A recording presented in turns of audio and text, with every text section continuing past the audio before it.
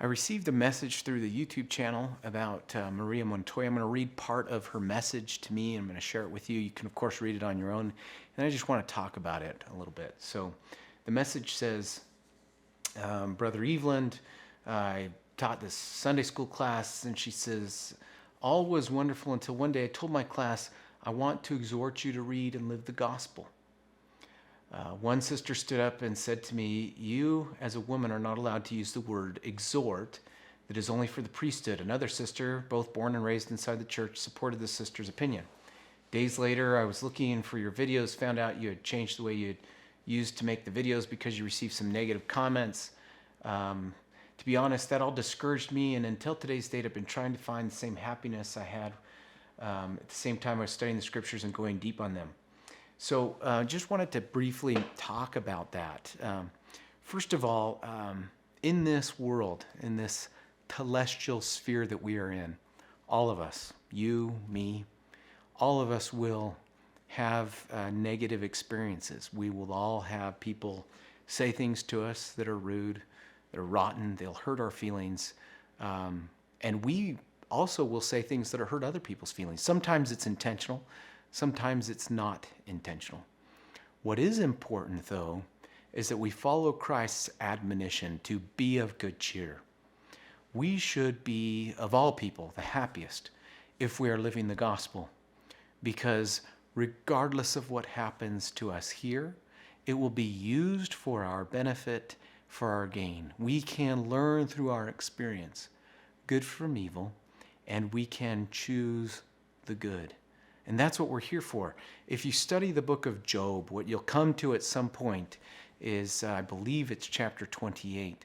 And he talks about the whole point of life, the whole point of all the suffering and everything that we endure is to obtain wisdom and to gain understanding. You see, God's ways are not our ways. And because his thoughts are not our thoughts, there are things that we must endure here, whether we understand them or not. Now, I can, of course, read this and I can say, if you use the word exhort, it's really no big deal. And that's my honest opinion. Obviously, for this sister who said this, it was a big deal to her. And that's fine. We can choose to accommodate her or we can choose not to. In the end, the offense is with the person who was offended, not the one who offered the offense, especially when there was none intended. You didn't intend to offend anyone. You intended to invite them, entice them to live the gospel and to study it. That was your prerogative as a teacher in the church. And there's nothing wrong or inappropriate about that. So you did nothing wrong to deserve that rebuke. How you respond, however, is infinitely more important than what happens to you. Hopefully you remain of good cheer. Hopefully you're not offended to the point where you leave.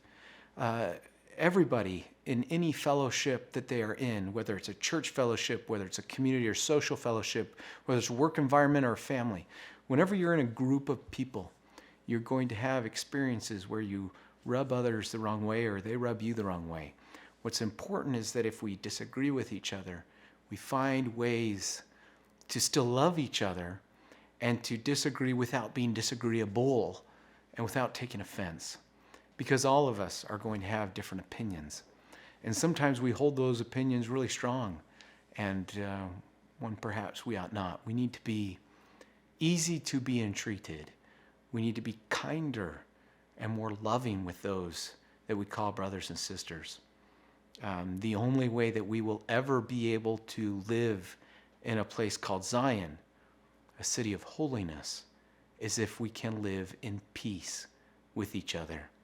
The way we live in peace is by letting other people believe things that they want to believe and not cramming our thoughts down their throats, and by simply being kind to each other. If you read through those verses that are found in section 121, you'll read them and they talk about that no power can be maintained by the priesthood.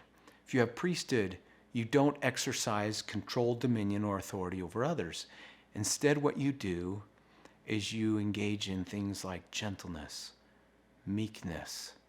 You invite, entice them to do good, and you show forth greater love than you would of any other way. You see, all you can do is use the tools of persuasion and long suffering. So I would invite you, if you've been offended, whether it's you, Maria Montoya, who left this message, or it's you who are watching this video, if you've been offended, perhaps the best way to combat that offense is, instead of to be offended, and it's okay to be offended, and to work through that emotion, and then afterwards to show forth greater love to that person, because it's possible that they're struggling with something that we know nothing about. And so perhaps we can show to them greater love. We can take the higher road. We can love them as Christ admonished us to love others. Because Christ doesn't just love you, and he doesn't just love them. He loves everybody. He loves those who are wicked and who are righteous. He loves everybody. And we need to be like that. We need to love everybody. And it's not easy to do. We need to grow from grace to grace, as is outlined in section 93, until one day we have no more disposition to do evil, but only to do good continually. I hope that's been helpful to you. Thanks for watching.